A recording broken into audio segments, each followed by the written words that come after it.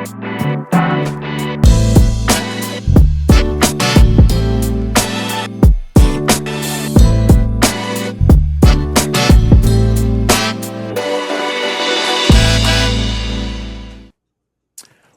up, everybody? Welcome back to Brother Breathe.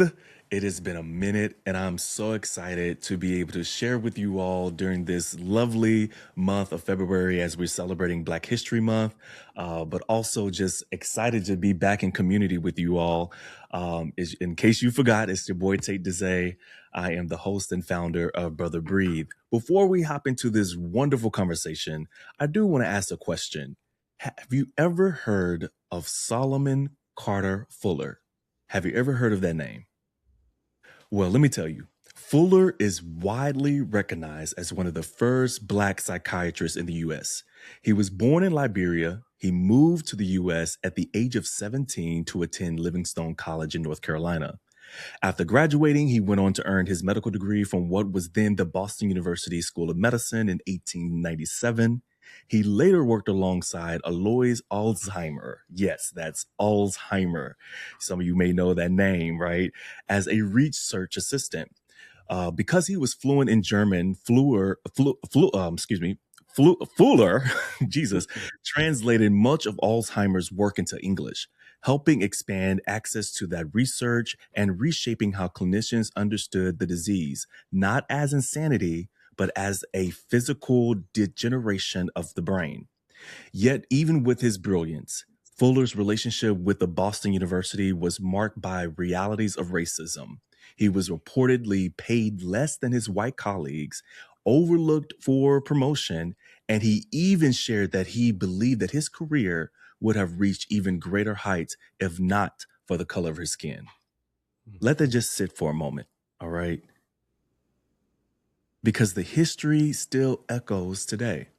As of 2023, only about 2% of psychiatrists in the US are Black men. This is according to the Association of American Medical Colleges. And here we are in 2026. I am blessed to walk alongside and be able to listen and learn from one of our very own history makers. His name is Dr. Jonathan Shepard. He is one of the few Black male psychiatrists in the U.S. and a leading voice in culturally responsive mental health strategies. Dr. Jonathan Shepard is a board-certified psychiatrist specializing in child, adolescence, and mental health. Listen, I can go on and on about this man's resume. I will be sure to put his information in the description box because I want to give him a lot of time to share with us on today. I think it is noted, though, that he recently, as of 2024, became a Distinguished Fellow of the AACAP and was inducted in the American College of Psychiatrists in 2024.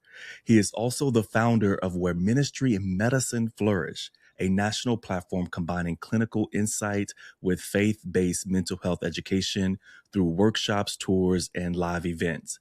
I am so pleased to welcome you, Dr. Shepard, to Brother Breathe. How are you on today? I'm doing well, and thank you, Tate. This is an honor and privilege to be with you and with your guests. And I'm sorry with your following. And I'm honored to be a guest, I should say. So thank you. Absolutely. Well, the honor is mine. Listen, I knew who I was coming to talk to today, so I covered up. I made sure I almost felt like I needed to wear a suit. Because not only is he a psychiatrist, he's a man of God, anointed, right? A man of the cloth. And I'm a Koja kid, so the Shepard family is one of those names, and so I'm just really blessed to not only know you, but to be able to just learn from you as you are kind of forward leading and being a pioneer and a champion in the world of psychiatry. And so thank you. And how is your life so far in 2026? We're 2 months in. I'm just curious to know what is going on in your world. 2026 is an exciting year thus far. It's a year where I've seen some seeds that I've been sowing for a long time have actually started to take harvest. And And God has promised me some breathing room, and I'm starting to see it, Tate. Wow. So this has been a good year. Only 2 months in, and I've had some difficult years. I know many people out there can understand that. The last couple of years have been difficult on this end, but hey, I'm so glad that 2026 is here, and I'm just looking forward to the remaining of the next 10 months to be a tremendous year. Absolutely. Absolutely. And of course, we are situated in the month of February, which is Black History Month. And I am interested, just to start off an icebreaker so folks can get to know you a little bit more.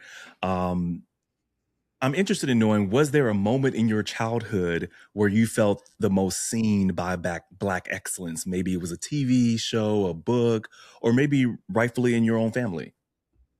Yeah, I love that question. When I saw the question, I thought immediately about the Cosby Show. To be honest with you, Mhm. the Cosby Show started, I think, around 1984, something like that. But to see a Black family with parents who were a Black doctor, well, a doctor and a lawyer, with the different children within their family, that really was where I first saw myself within another TV show where I could relate to what was happening there. Yeah, Cosby Show. Mm, that's amazing. I hear people use the Cosby. I wasn't raised on the Cosby Show. I think I was catching up, like, just in reruns of things. But I think it's Don't do it, amazing Tate. to. I watched. Try to make it sound like I'm old. All No, right. no, no, no. But I did watch. What was the spinoff? That Cosby did, the college, A a different different world. world. A That different was world. my Uh-huh. show. I love. Yeah. You can tell me Yeah. anything about the Hillman College. That was a real college in my eyes. But I love the way that you framed it. Was, you were able to see something that was real, right? And I think that Mhm.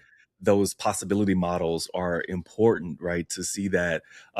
Some may even say that we're lacking that in this day and time, but Mhm. going back to those shows is kind of not only nostalgic, but it's also kind of inspiring in many ways. So thank you for sharing that.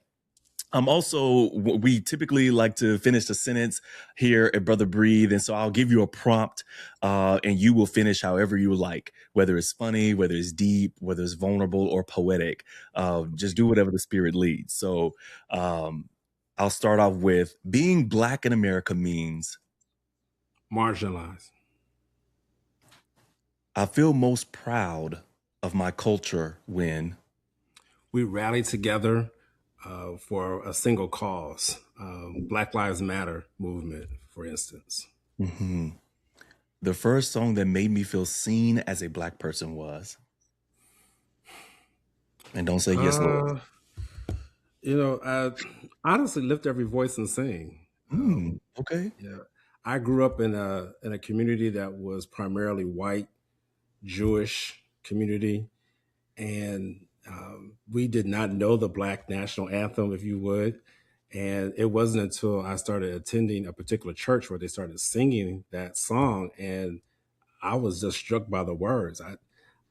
Coming from my community, I did not know about that song. So yeah, that was the first song that I felt seen and heard by. Absolutely. Wow. I love that. Um, the movie or book that shaped my view of Black identity is. To Kill a Mockingbird. Okay. Interesting choice. Mm-hmm. To Kill a, Okay. yep. We can talk To more kill, about that. yeah, yeah. Um, a tradition I want to pass on is. I want to pass on the generosity and the kindness that my family has continued to show, that I continue to display through doing volunteer work through international missions. Mm, So I've traveled to at least 5 to 6 different countries doing volunteer work, international countries, medical missions trips. So I want to be able to pass that on to my heritage or to my lineage. Yeah. I love that. When I speak my truth, I. I am empowered, and I Mhm, feel like I empower other people when I speak my truth. mhm, mhm. The sound of my community is.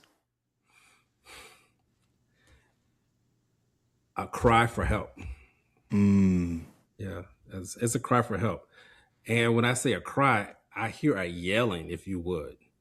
When I look at our Black communities, I really do hear the the the the sound of help, cries for help, and the sounds have gotten louder. That's probably a better way of saying it. Mm. Wow. And lastly, joy to me is as necessary as. As oxygen is to life, to Mm. breathing. Hmm. Yeah, absolutely. Yep. Thank you for sharing that. I do want to circle back to Kill a Mockingbird. Can you Uh-huh. talk about how that shaped your identity as a Black man?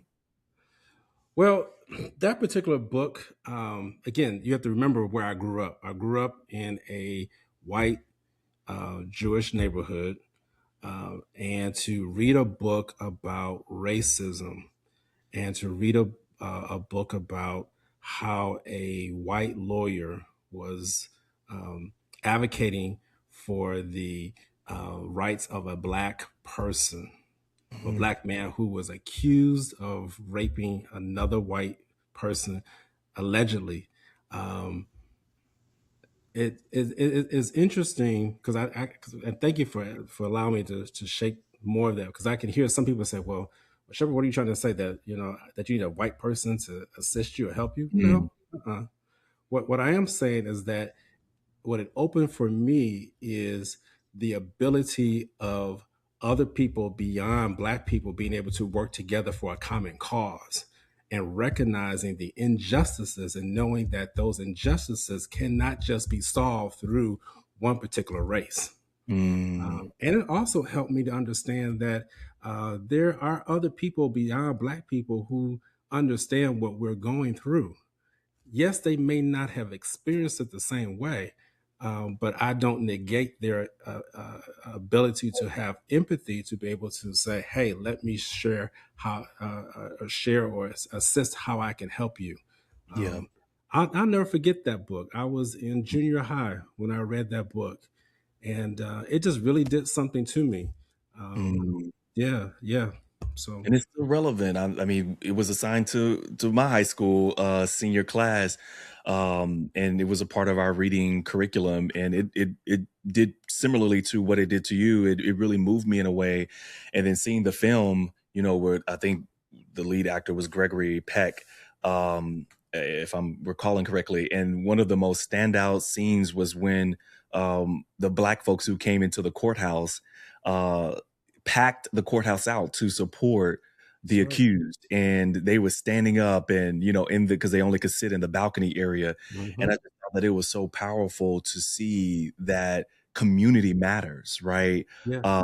And we are so much better together. And I think that book, while now it might be even considered one of the banned books now in the Right. country, is such a reflection of American race relations, I think, in this country. And so, yeah, I totally agree with you. So I appreciate you expounding on that.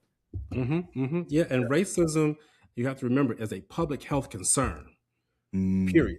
Hmm. Racism is a public health issue, and it's one of the things that I talk a lot about. And racism is not just going to end by Black people solving it. This is not a Mm. Black people's issue. We didn't create it. We're not supposed to solve it. This is a white person's issue. And so if Mhm. we plan to be able to overcome it and be able to abolish it, we must work together in order for us to be able to do that. Mm. And do you think that it is able to be abolished? now that's a deep question. I'm not trying to get you in trouble, Doc. 'Cause- so, but I right, mean, right. I would say, go ahead. Racism exists for a purpose. Mm. So let's just be clear about that. It exists for a purpose. Can it be abolished? I believe anything is possible. I really do, Mhm. but it serves a purpose. It serves a Mhm. purpose for being able to keep one race down and to another race to be able to exert authority over that. Right. So many people will have reasons as to why that is, but it's serving a purpose. Yeah. So I believe Yeah. that's why it's still in existence. Right. Yeah. And you, so we started off this session, this conversation with a, um, I would like to say fun fact. I don't know how fun it was for Fuller, but a really unknown fact, or maybe not as widely known about the work of Dr. Fuller, and you, who is a part of this 2% that we talk about of Black male psychiatry. And I don't know if that stat is still the same now, but that's the latest fact from at least from 2023. So I'm interested in knowing what inspired you to pursue psychiatry, and specifically serving children and adolescents. Yeah, so let me just comment real quick. I'm thankful for Solomon Carter Fuller. I have the privilege of being the president of the Black Caucus for the American Psychiatric Association, which Mm, is the oldest medical association in the country. And so I'm proud to be the president of the Black Caucus. And each year we give an award to a Black psychiatrist in his honor. And wow. so, being president, I am the person who helps make that selection. I have a committee, but I convene that particular committee. I'm the chair of that committee, I should say. And so, I take pride in a lot of, and have a lot of respect for that particular award and being able to give that out. That's an honor for me. And so, when you Mm, mentioned his name, it just really enlightened, it's warmed my heart, mm, really, because thank you for acknowledging him, because a lot of people don't know that about him. So I'll stop there. What mm, caused me to go into psychiatry is because I like the brain and I like the way in which it affects every part of a person's body.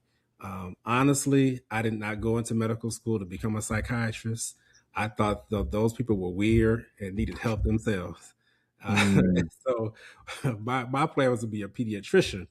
But when I started studying the brain and how it operates and understanding that a person's mental health and the mental faculties that control the rest of the body, it just fascinated me. And I just took to it.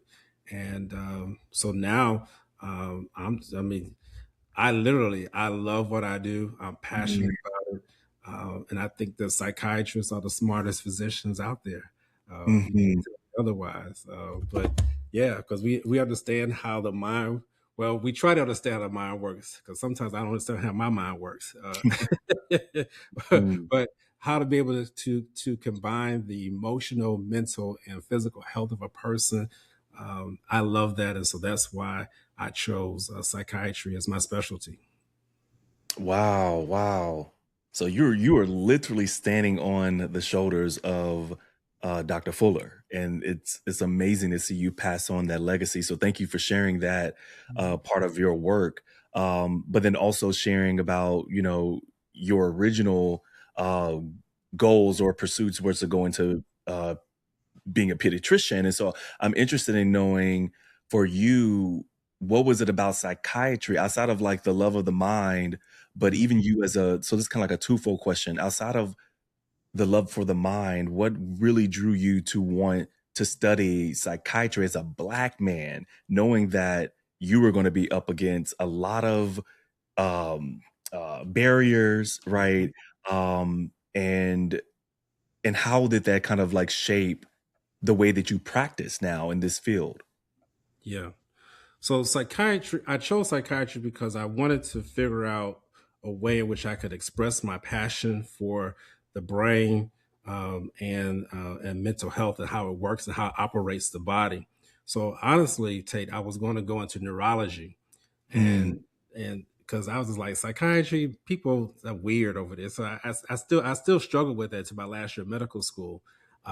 But one of the things that helped differentiate between neurology and psychiatry is that in neurology, I saw a lot of people with strokes and they were not getting better. But in psychiatry, I saw where people were on medications, in therapy, in treatment, and I saw them getting better. It wasn't until I did a summer internship and during my first year of medical school, where I was working with a psychiatrist, and we went to go see a patient, And when he brought the patient in, I saw this child enter in, and I was like, well, this can't be the patient. But sure enough, it was. And come to find out, this child had sexually assaulted a child younger than him. And Mm, simply, he was just enacting what had already been done to him. mm, And so, as I sat there and I watched how we handled this case, it really just burned in my image, as you can see, because we're talking almost like 20 some years ago. I'm not that old, but 20 some years ago. And yeah, it stays with me when I think about how did I get to where I am now. mm, Um, and I think about that child and how we were handling him and helping him to overcome the trauma that he was dealing with, and not to perpetuate that moving forward, even though he'd already had done something to another girl who was younger than him. Thankfully, she was okay. But again, she's going to need treatment too. So these are the things that I have observed that help to say, hey, Shepherd, this is something that I can see myself helping in our communities to mm, help to end this this generational trauma through being able to provide the healing and treatment through psychiatry. mm. And first off, that's heavy. I mean that for I wouldn't even know how to even approach those type of conversations or even trying to lead someone to healing, especially a young child who is hurting others. So Yeah. God bless you for doing that work. I'm curious to know, you talk about generational trauma, you talk about healing, and I know we're asking big questions and we only got 30 minutes, but um, what truly does healing look like? And how does that, how do you work towards healing when there's so much generational trauma, when there's so much, right, pain and anxiety, all of these things, right, that has passed down to me from, we're talking about Black history, so PTSD from slavery, right, Mhm. and having that, right, embedded in our DNA, and seeing that from Reconstruction era, then the Jim Crow and the civil rights, all of this, like, we haven't had a moment to really just breathe and be, and so it's like, what does healing really look like, and what is your approach to that through the lens of a psychiatrist? So the question that you ask is such an important question. Healing looks different for everyone. Me as a being a healer, Mhm, and I'm not the healer like God or Jesus, but He uses me to heal, just like He uses you to heal through various methods, communication, this podcast. So healing looks different for people. Um, I want people as they listen and see this to know that how I'm healed may not look or be the same as how you are healed. How do I know a person is healed though? Um, I can identify healing when I know that that person is working toward meeting the um, or reducing the gap or the deficit that has caused a break in um, their mental health. So mm, I know I know I'm kind of hesitating here because it really is a lot to unpack here when you talk about mm, healing. Um, there's so many different people who have suffered through traumatic experiences. And one of the things that really concerns me, Tate, is that we just go about our day not dealing with those experiences. And a lot of people have wounds and stuff from a child.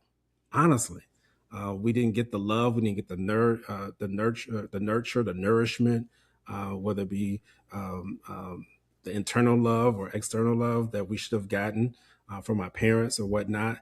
And so we will excuse things. We will let things continue to accumulate. And what I tell people is that if you want to get healed, if you want to experience true healing, you have to be vulnerable enough, transparent enough to go back to look at those gaps in those areas that you know that you experienced. Mm. That's why I say for some people, healing looks very different than others, because some people, they're not able to do that for whatever reason it may be. Some people can, and as a as a physician, I have to be ready to understand that people are going to be at different points in their readiness for healing, Mm. in their Mm. readiness for treatment. I can't Mm. push everybody and say, "Come on, you got to take this medication." Come, no, I have to listen to where they're at and figure out how can I walk alongside you so that we can take this healing journey together. Mm. And some people, they're able to go back and recognize and see where some of those gaps lie and where some of those insults and assaults occurred.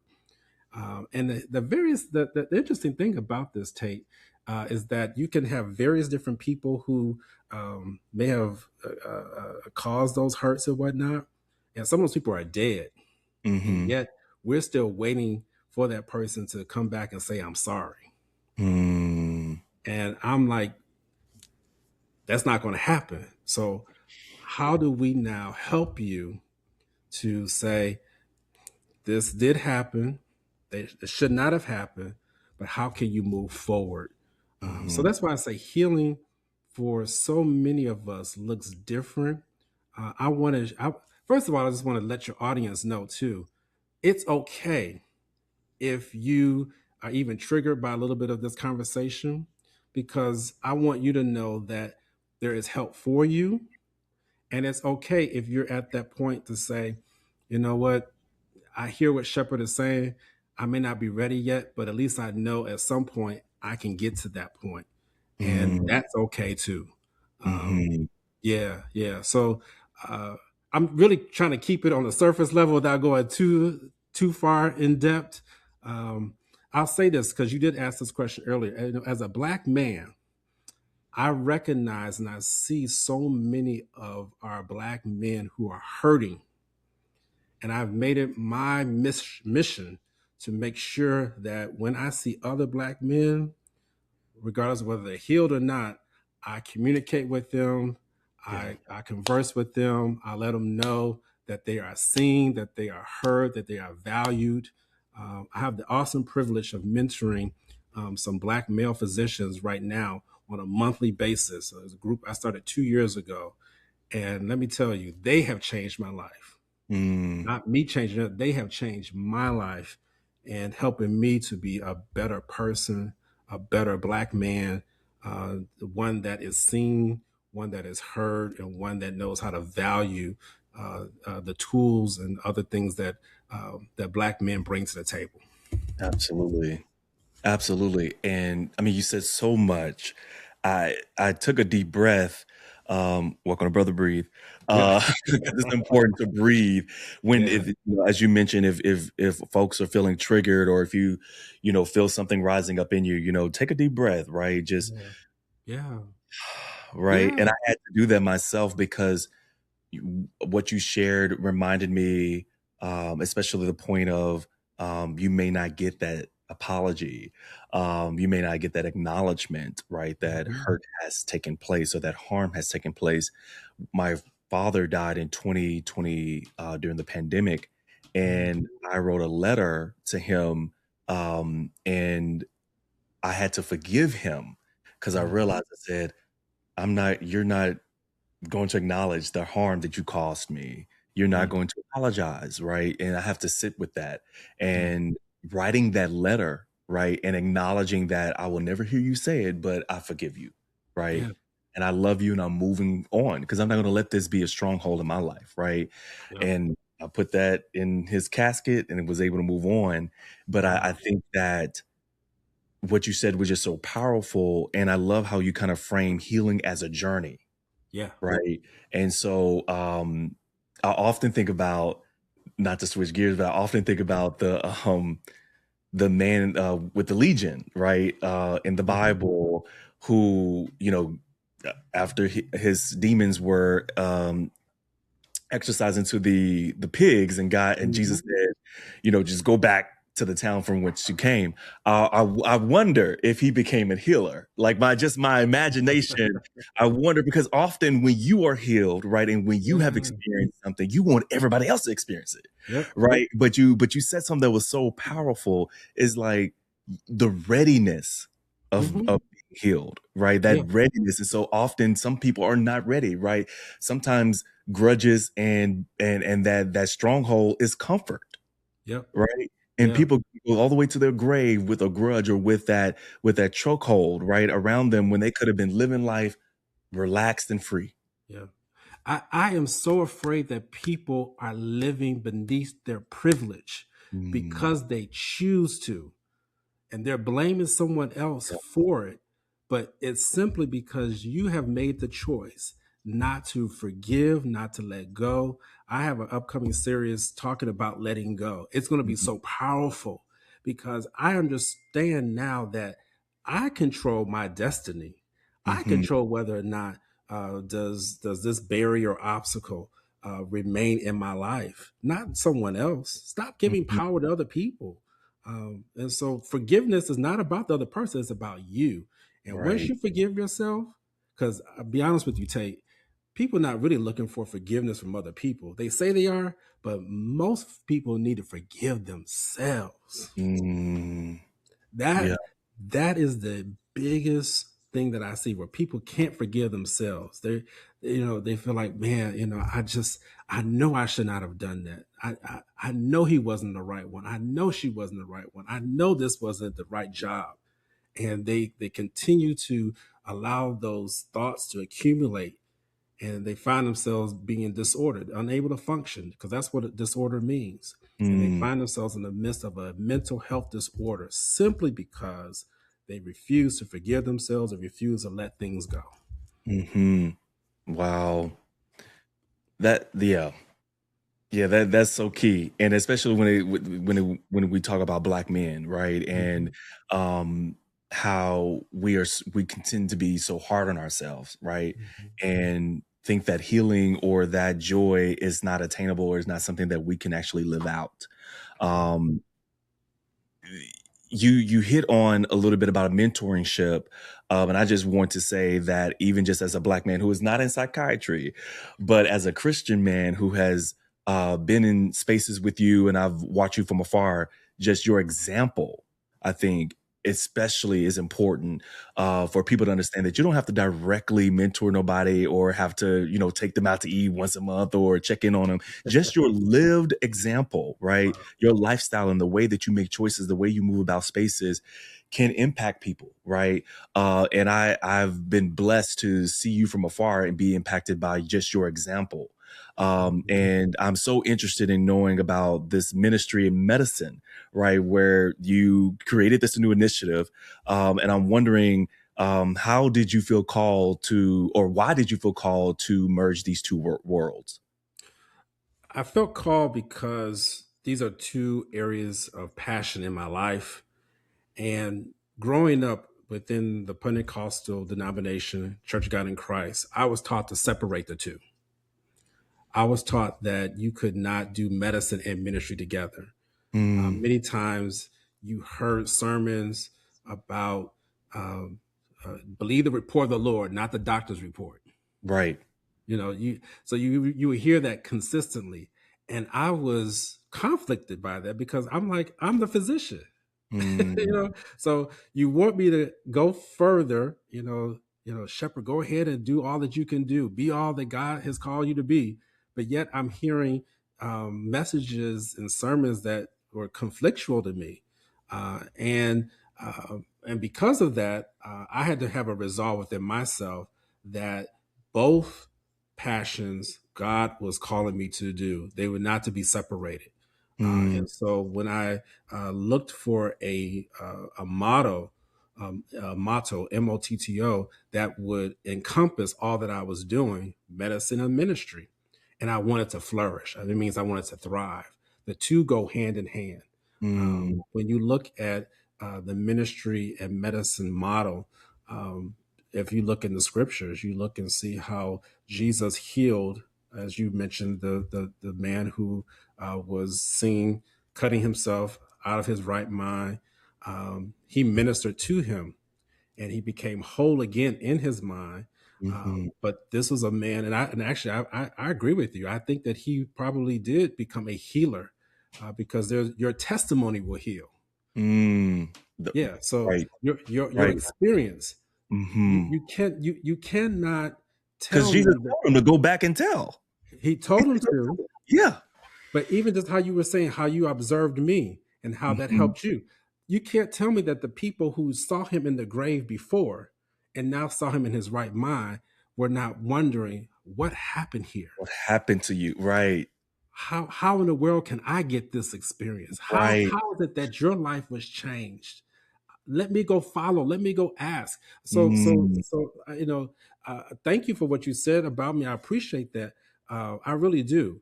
But what it tells me is that I have to continue to do better. Mm. Because there are people watching us. There are people who lives could be changed by how we behave, by how we act. So when you talk about ministry of medicine, the two go hand in hand.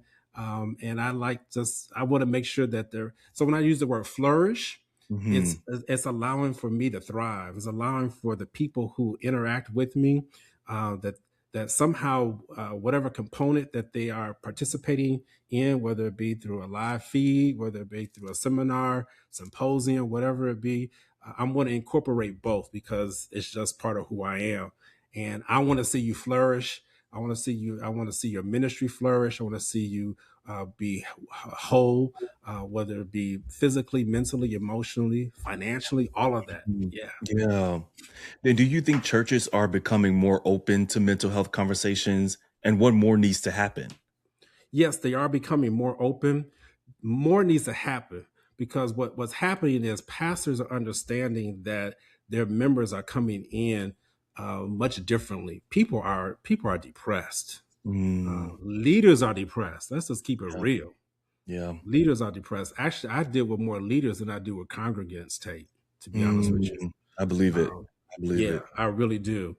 And so, yes, churches are more open. The thing that needs to happen is there needs to be more transparency and more vulnerability what people are going through. That's the Mm. problem I have, is that people try to, spiritualize it. The Kojic church, they like to dance. They like to dance through it. And I'd be looking at people, I'm like, man, you need to go somewhere and sit down. You just dancing through your hurt. You just dancing through your, like, Mm. because the thing is, after you did all that, and you still back where you are, where at square one. So how are It's a you here? temporary it's a temporary experience, right? Yeah, Yeah. temporary fix. Yeah. That's like, Yeah. get your high on. Yeah. So we in the churches we got to preach more sermons on mental health topics. We got to be able to have more safe spaces to Mm. share about what we're going through Yeah. emotionally and mentally and how we're coming out of it. Yeah. Let Yeah. me just say one thing too. And we're talking about coping mechanisms. See, mental health, the definition of mental health is a state of well-being where every individual realizes his or her own potential, can cope with the normal stresses of life, can work productively and fruitfully, and make a contribution to his or her community. I have that Mm. memorized. And Mhm. one of the things that is so important is the ability to cope with the normal stresses of life. And the ministry, the churches are supposed to help with that. But I hate to tell you, man, so many people are coping with negative coping mechanisms. And Talk about it. that's the stuff that we got to be able to deal with. Yeah. I'm glad to be a part of a body of believers where we talk about that. We Mhm. talk about how to be able to cope with depression, how to cope with anxiety, which is huge, how to cope with addiction, the various different things, bipolar disorder, mania. So Mm. that's what I'm looking for in ministries now: the transparency and how to be able to help people to not just cope with a shout, with a dance, how to be able to live their life productively. Productively. Yes. Yes, because you over here shouting in church and then go to the restaurant and cuss out the waitresses. Now you can't be doing that. Oh, absolutely not. They do it more than that, but Yeah. In your management. The moment somebody cuts you off in the traffic, you ready to cuss everybody out.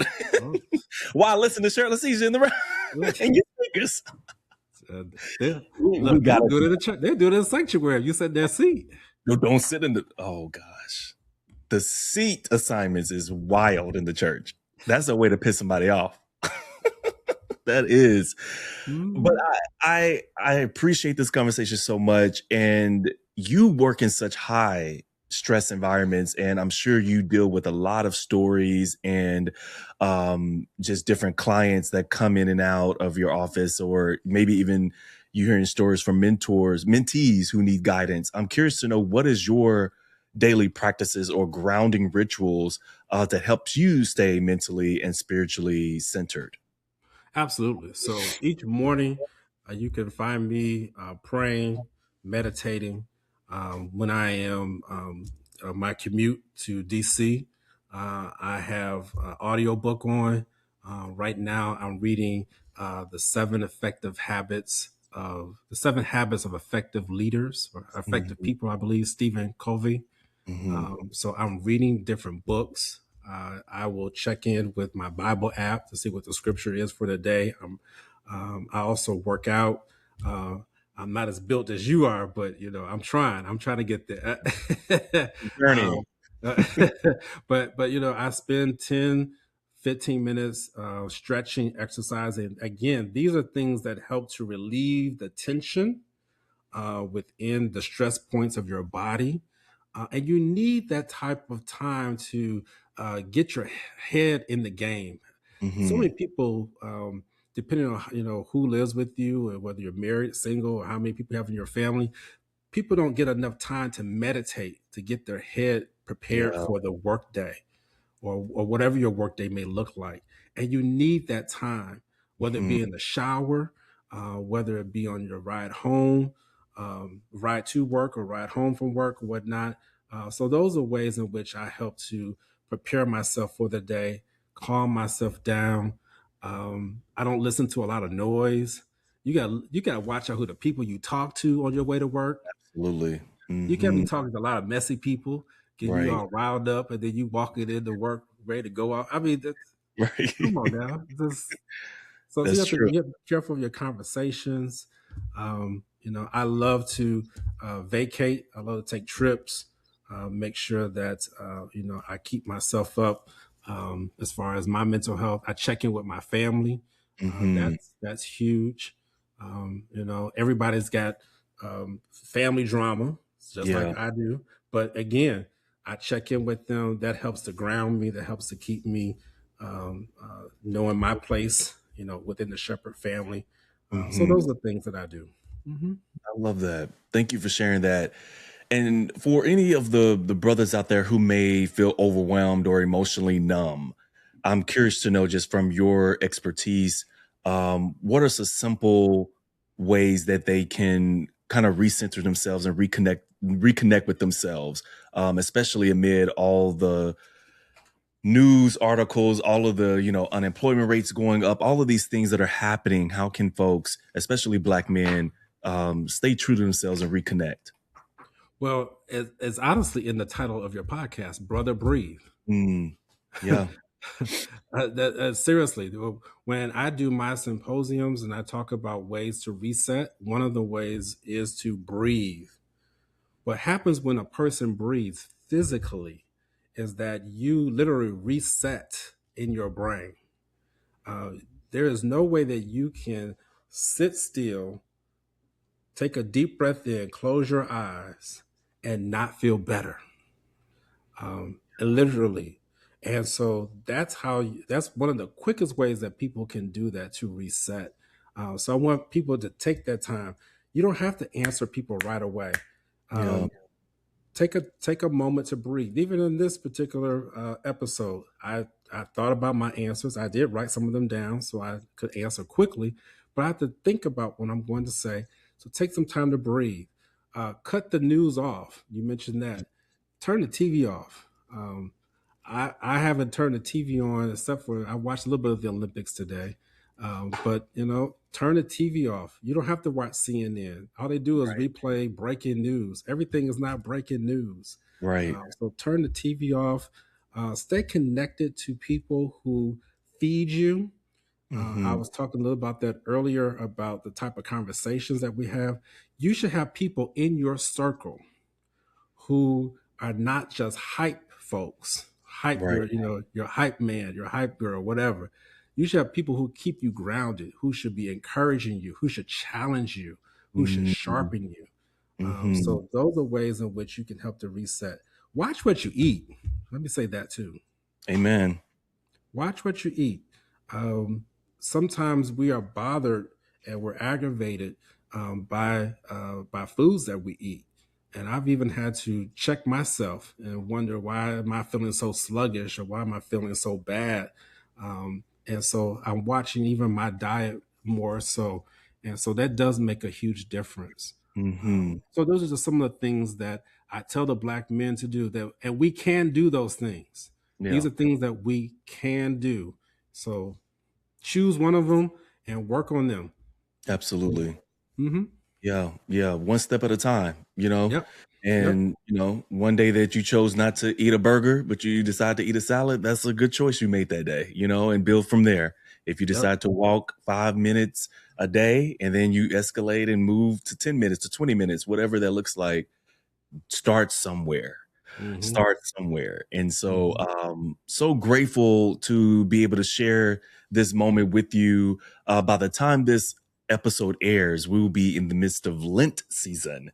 And Ah, so, I'm grateful that this is like hopefully respite for some people. It will be giving some folks some energy, some guidance during, fasting season, right? mm-hmm. But any last words or anything that you want to share that maybe I didn't ask? I know we only have a short amount of time, but I just want to let you have the last words. And also, please share where people can follow you and any upcoming projects you may have coming up. Yeah, absolutely. So please go to my website, drjonathanshepherd.com. If you're interested in learning more about the various events I have, please hit me up if you're in need of direct care services. I'm in the DC area. I have a license in DC and Maryland, so I can, if you live in one of those areas, I can provide direct care services for you. If you're interested in hearing me come to your organization or academic institutions, I do both of them. Doesn't matter. I am who I am. So hit me up, drjonathanshepherd.com. You can follow me on social media, jshep2471.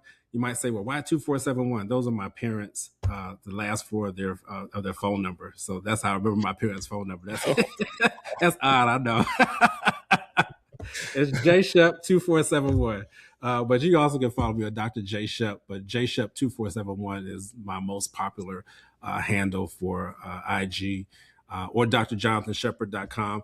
I do have a podcast too, Spirit of Mind podcast, where we discuss mental health issues from a spiritual and a faith-based and a mental health perspective. So you can follow me there. Love to see you on that platform too.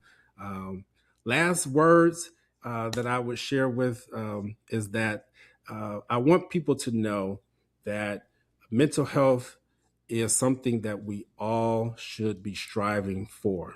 Optimal mental health. It's not some something that people can't obtain to. It's not something that's a figure of our imagination. It is real. It is very real.